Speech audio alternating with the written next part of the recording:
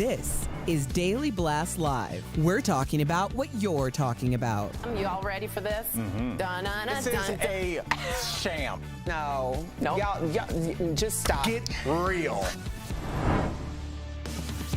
Welcome to DBL. Hello, you two. Hello. It's funny to see you here. I don't know. I think it was on the I schedule. think it's your jobs. It's good to see you, though. Thank you very much. I appreciate that. All right. All the speculation is finally over this morning. Tom Brady announced he's retiring from football again. The GOAT. He posted a video making the big announcement. Let's take a look.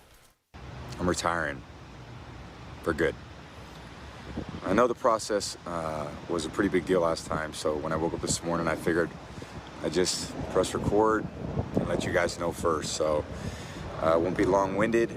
Like, you only get one super emotional retirement essay, and I used mine up last year. So really thank you guys so much, to every single one of you, for supporting me, my family, my friends, my teammates, my competitors. Meantime, last night, Tom appeared on the red carpet standing tall for the premiere of his film 80 for Brady. He towered over co-stars Rita Moreno, Sally Field, Lily Tomlin, and Jane Fonda. That movie does hit theaters on Friday. So what's next for Tom? Well, he's expected to join Fox Sports as a broadcaster in a deal that's reportedly worth $375 million over the next 10 years. Is that a lot? It seems like a lot. Tell me about, is this really his last retirement? And do you think he regrets perhaps the last year since the marriage has fallen apart? Erica, what do you think? I think that this is probably pretty evident that although we speculated a lot that the marriage ending had to do with him putting football first, that there was probably a lot of other factors to that. So the idea that Tom decided to retire and then come back, I'm sure he wishes that his last season was a nice, like, swan song. That didn't necessarily happen, depending on who you ask, because according to some people, it was great because he made the playoffs, and that's a big deal. But according to most people, I think you want to, like, leave on a high. Sure. No shade, no shade. You know, I think that whether you love or hate Tom Brady, I have been on both sides of that, depending on who he's playing and if that's my favorite team. You got to have a tremendous amount of respect, and the idea that we got to witness one of the greatest of all time, and, you know, congratulations to him. Yeah. This probably isn't the way that he would have chosen to end things, but I mean, it's amazing. It is amazing. Speaking of the GOAT, which I think he is clearly the GOAT. You went to University of Michigan. Go Blue! That's my alma mater. Boo. We don't like Ohio State. Anyway, what do you think about him not going off at what I call the Seinfeld aspect, where you go out on top? Well, I would say that very few people go out on top. Michael Jordan's last shot as a Bull was the game-winning championship shot over Byron Russell, and that was his way to go out. And next Then thing he went you to know, the Wizards. he's for the Wizards. The thing is, what we're talking about, the people we're talking about, the Kobes, the Michael Jordans, the Tom Bradys, the Muhammad Alis, he went out in a very sad fashion, because when you're the best, it's hard to walk away when you think you always have one more in you, because up until the point that you don't, you always do have one more rabbit to pull out of the hat. So I think psychologically you've been trained to be like, I have this, I have one more broadcast in me, I can get this out. And I think finally he realized that he can't. It's been an honor to witness his career. I think he's better at football than most people will ever be at anything in their lives, and I hope, and it does seem like he has things set up in place, which I don't think athletes always did. Yeah, I was going to ask you. To have that second career where they don't become sad kind of guy at the end of the bars, like, I used to be a contender. Like, now I feel like I think Magic Johnson kind of set that path to, like, life after sports, and look at all these guys now. They're thriving. A lot of them have broadcast careers while they're still playing, so I think there's a lot for him to do, and I'm anxious. I think he's going to be an incredible commentator, because he knows the game. That's what I was going to ask you. I love watching him play football. You think he'd be good at broadcast? I think he'd be fantastic at broadcasting. Even though some people in this audience or studio thinks he's a cheater, which I have to mention. Such haters. I think it comes down to I'm not familiar with Tom Brady, the personality. Right. But he has all of the other pieces. I mean, that is one very attractive man. Yeah. Like, By the way, that's all the pieces for Eric. That was the other. well, the the piece other is stuff huge. is, I mean, no, obviously he knows the game probably better than most No, people don't come with the walking knows this the game. earth. Stick with He's the a very attractive man. I mean, what else? Everything seems pretty obvious other than we don't really know him as a personality. Like, yeah, we don't. Does he have a strong, does he have charisma? Does he I don't have know. a temper? Yeah, I'd want to But know does that too. matter? Because like you said, he's easy on the eyes, he's a winner, which America loves, and he's got know-how. So, I mean, unless he gets on the broadcast and starts speaking in a language we haven't heard of, Right. I think he's going to be really gonna be good. okay. But yeah, I think he's maybe the template for the older athlete that kind of stuck around to the end. I think now you look at some of these guys, whether it's concussions or just like realizing how their body's working, where they're just looking at sports as like, I'm going to do this for 8 years to make my nut, and then I'm going to go out and do my second and third career. So Yeah, it's not good the on end. him. Yes. It's not the end. Well, let's speak about another goat of her Me? whole career. It's not you. You Oh. are more of like a sheep. Oh, wow. No, I didn't know what to say. Another farm Dang. animal. By the way, I knew she was reaching. Yeah, I had no idea. Like I knew a farm animal. I apologize. Meanwhile, Tom's ex-wife is who I was referring to. We all know her as Gisele. She is set to reportedly break her silence in a new Vanity Fair interview that could be coming as soon as April. We haven't heard anything from her. There's a lot of speculation about what she might say from her split from Tom, which was first announced back in October. Gisele stepped back from her modeling career to raise her kids with Tom, but recently she's been photographed back at work doing photo shoots, and may I add, she has this very attractive, as Erica said about Tom Brady, jiu-jitsu Brazilian martial arts teacher who has been rumored to be linked to her. Do we have that video, Michael Dean? No, we do not. But just picture someone very attractive running with someone else very attractive. That's what you can see. They're just beautiful. What do you think? Will she spill the tea? I think that we will get probably a little bit more information than we have right now, but I also think that these are two people who are obviously not only at the top of their game or have been at the top of their games, very respected, very successful, but they're also parents to mutual children. Fair. And I do believe that they're the type of people who are going to respect that this is the other parent of their children. Yeah. Now, that being said, I think that they have a tremendous, or Gisele in this instance has a tremendous opportunity to really speak to people who are seeing their story in some way through hers. Yeah, it's relatable. And I think in that way. she's going to capitalize on that. I agree. In some ways, it is relatable. You can just don't talk about Tom Brady, Gisele, but like families falling apart. And oh, actually, we do have that video. I guess my explanation was not good enough. Let's roll the hot people running or fighting. Oh, they're sparring. There they are. Look at those beautiful spars. Very romantic. Gosh, they're good looking. Oh, yes. I don't like any of this. Jiu-jitsu. I'll sue you. What is going on? Yes. No, that was not hot. No, I didn't like that. Why? I'm not gonna go put my date in a headlock. Oh, here's a Cobra clutch. No. Let's go have some coffee. Yeah, okay, well, you're not Gisele or this man. I don't want a karate fight with somebody. Well, you're not them. Coming up on DBL, our interview with a woman who started a feminist escort service. What is it like running her business legally in New Zealand? And Ron DeSantis proposes banning diversity and inclusion initiatives at Florida universities. And guess what? We're going to talk about it. That's coming up next. Stay tuned, y'all. Our viewers are talking about DBL. Yes! I like that. Leaves me speechless. I'm like blushing. Thank you, thank you. That's emotional. Do I want to sit there and watch them? Yes, I do.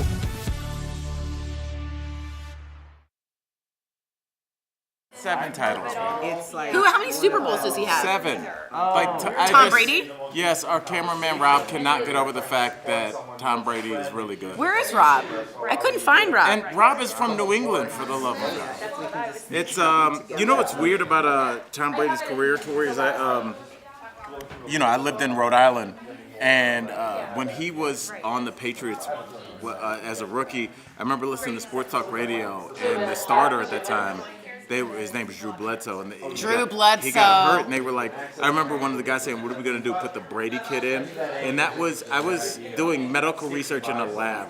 And since then, I have been a middle school teacher, stand-up comic, a writer on the TV show, and now a television host. Oh. And now I've done all, and had 3 children in that span since he was a rookie to now. Like, What year was he a rookie? 2000? 98, right? Was it 2000?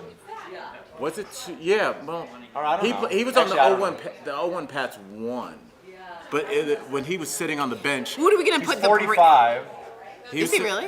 Wow. But Drew Bledsoe was there in like the late 90s. So it was him and then Michael Bishop, this black guy that played for Kansas State. He came in when Bledsoe got hurt Right. on the sideline, his shoulder, and he came in and never gave it up. But that was his rookie year, right? I'm pretty sure it was. Are we He gonna went on to stick win the the Brady? Super Bowl. I think so. Well, yeah, I think he got hurt and they put him in that game, and they decided because he was actually number 3 on the depth chart that year. Yeah, he was went third. in I Yeah. think. Bledsoe third. hurt his shoulder and then never So gave it up. the phrase was is, it. what are we gonna do? Put that Brady kid in. I'll They never should forget him saying that. I was listening to sports radio. And Put somebody the said Brady that. kid in. Yeah, it's Because he was a life-changing. late draft pick. He's like a 6th round kind of doughy kid. Yeah. You know, and just like you never Not know. athletic, really. You never know. What a, Wow. Who would Maybe ever I'm thought? good.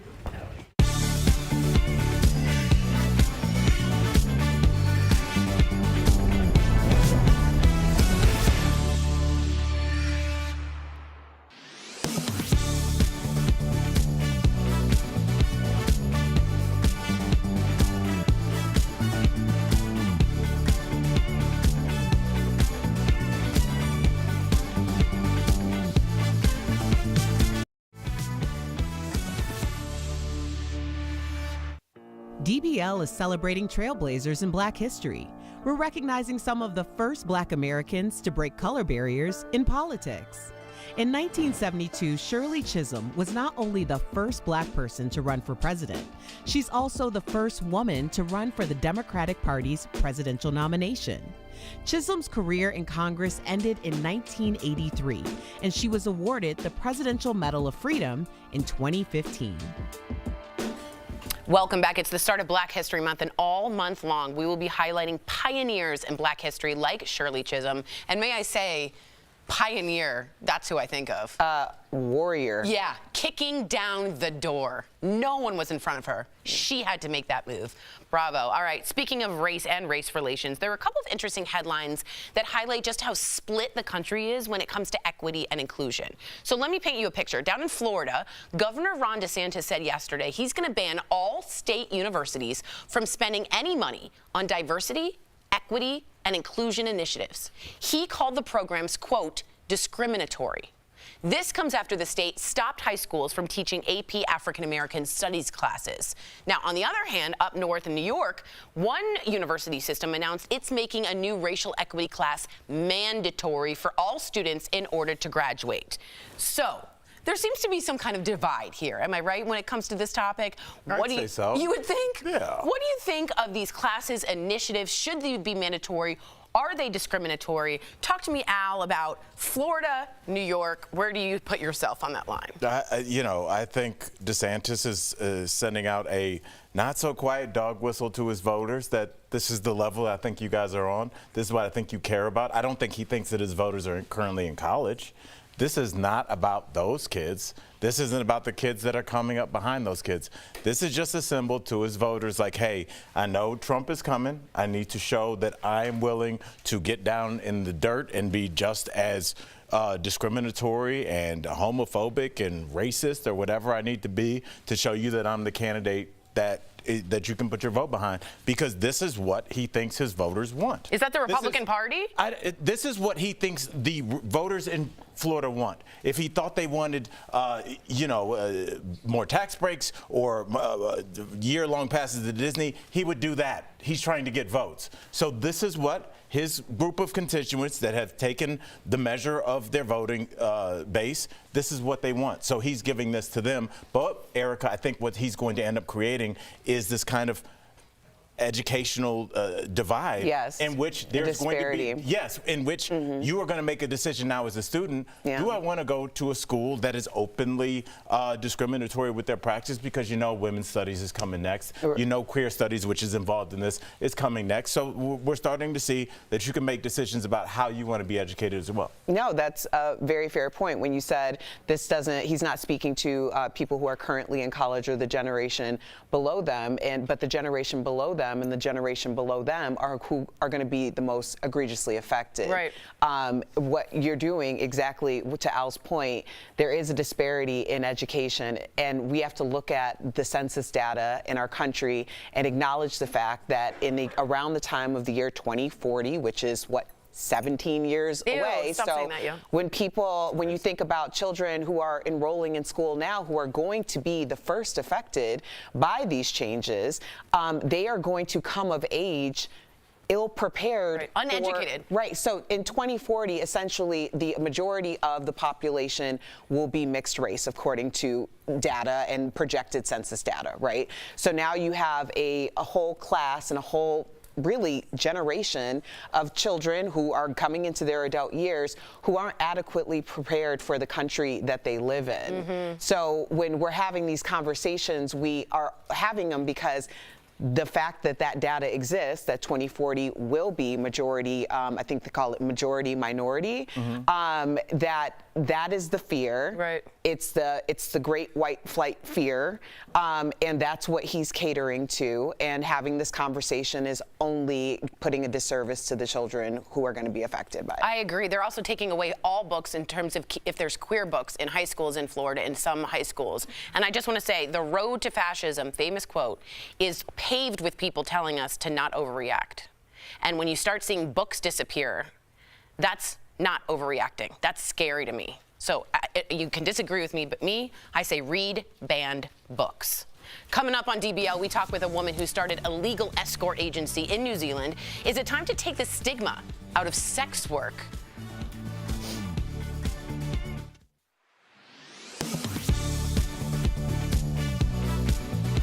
This year, sales of electric vehicles have soared. So for many of you, this could be your first winter driving a battery-powered car. And if you've ever tried to use your phone when it's cold out, you know batteries and freezing temperatures don't mix. One of our viewers, Martha, asked, do electric vehicles lose range, meaning the distance they can travel on a single battery charge in cold weather? So Martha, let's verify.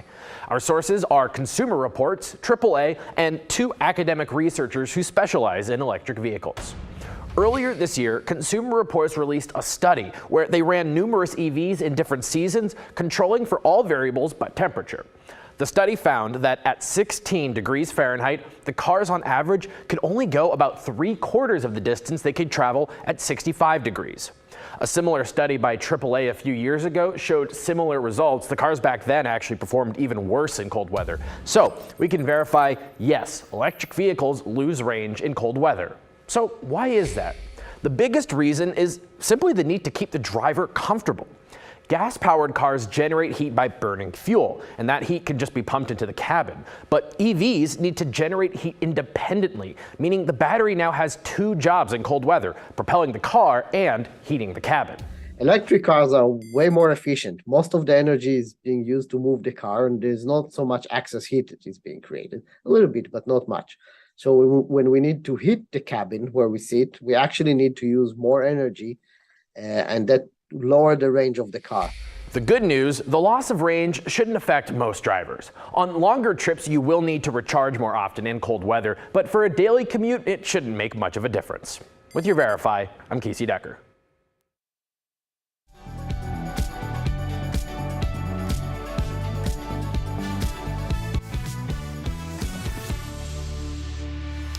Welcome back. Is it time to take the stigma out of sex work? Where earlier we spoke to an author and founder of a feminist escort agency about what decriminalizing prostitution really means. Check it out.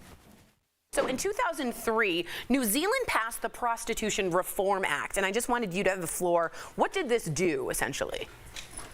Well, it decriminalized sex work in New Zealand. New Zealand is still the only country in the world where sex work is completely decriminalized. Huh. So basically, whereas you may have heard that places like Amsterdam, it's legalized, it's still extremely, extremely regulated there. In New Zealand, it's utterly decriminalized. So essentially, sex work is the same as selling a pizza or a dishwasher. Okay, so you were never personally a sex worker before starting a feminist escort agency called The Batch. Yes. So why did you want to start an escort agency?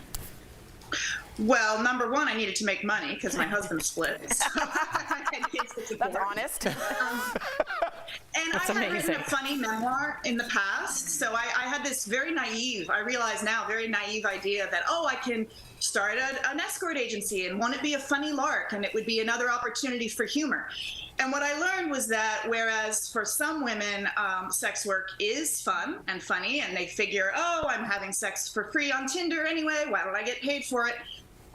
For many women, it's a lifeline.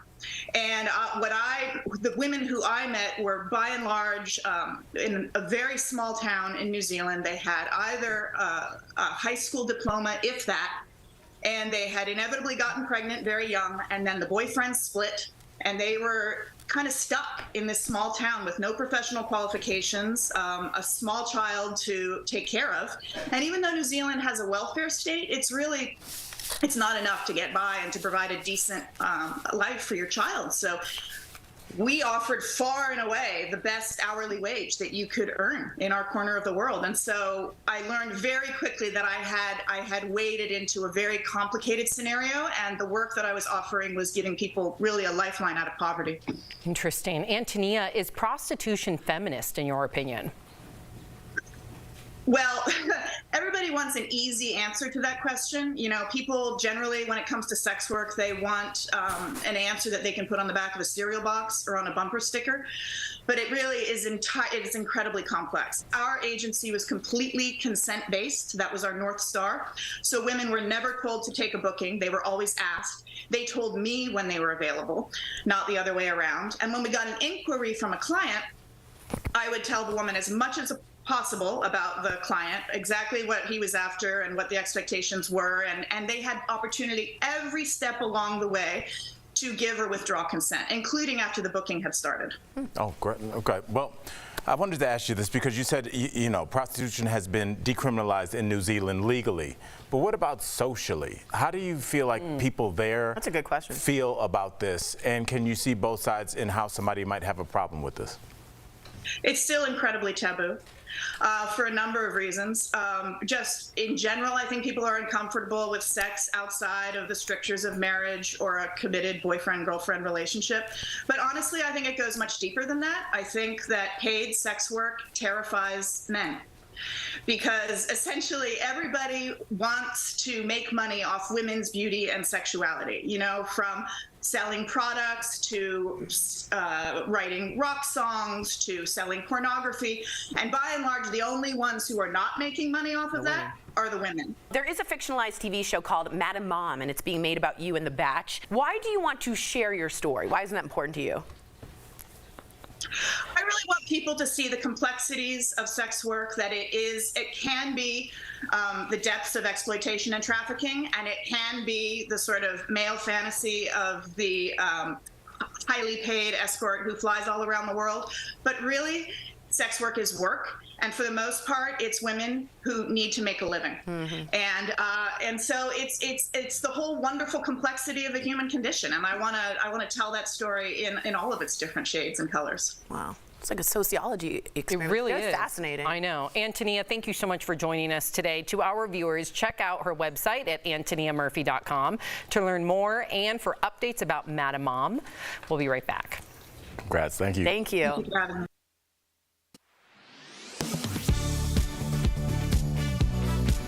Kanye West has declared his interest in political office, even launching an informal run for president in 2024. In an interview last year, West mentioned one of the issues he wants to address. One of the laws that I would change is it's illegal to collect rainwater in America. Several verified viewers emailed us to ask if West was right.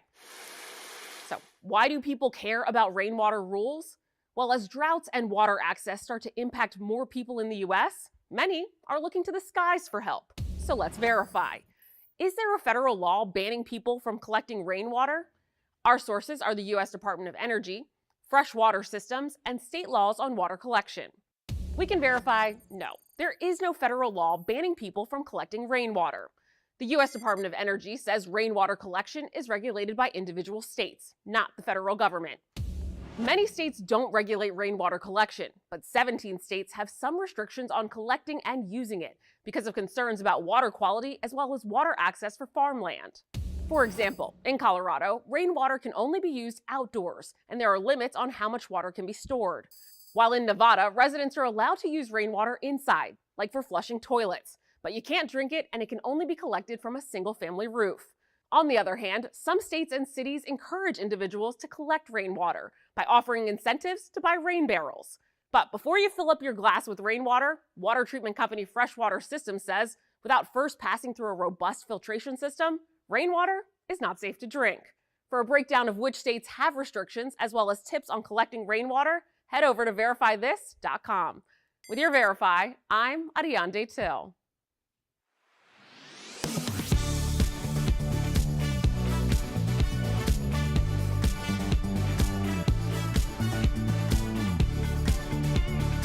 During the interview process for a new job, you can feel like you're under a microscope. Employers asking for all sorts of personal information.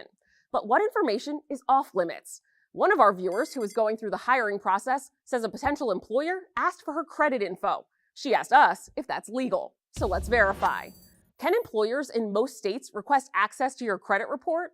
Our sources are the Fair Credit Reporting Act, the Equal Employment Opportunity Commission, the National Conference of State Legislatures, IntelliCorp, and Experian. There is no federal law prohibiting employers from running a credit check on potential employees, and it is a legal option during the hiring process in most states. But at least 11 states and 4 major cities have laws limiting or banning employer credit checks, according to the National Conference of State Legislatures and IntelliCorp, a company that provides employee background checks for businesses. But even in those places, exceptions are made for some government and finance jobs. Under the Fair Credit Reporting Act, employers are required to get written permission before they can check your credit. You can say no, but the employer can choose not to hire or promote you as a result.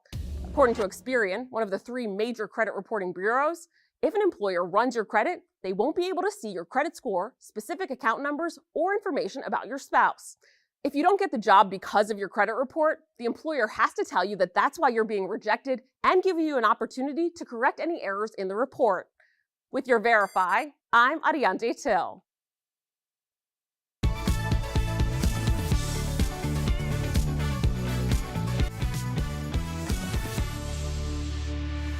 Welcome back. There's a lot of benefits to having a bathtub, and it will make your dream bathroom even better. We're talking about it in today's tips, sponsored by Jacuzzi. So first, whether you have a sore back or an achy joints anywhere, soaking in a bathtub can give you some pain relief. Next, steam from the hot bath can help you breathe easier if you have a cold.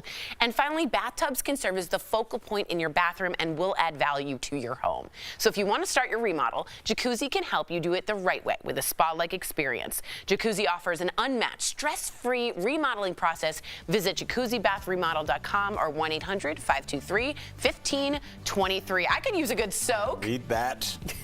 Bye.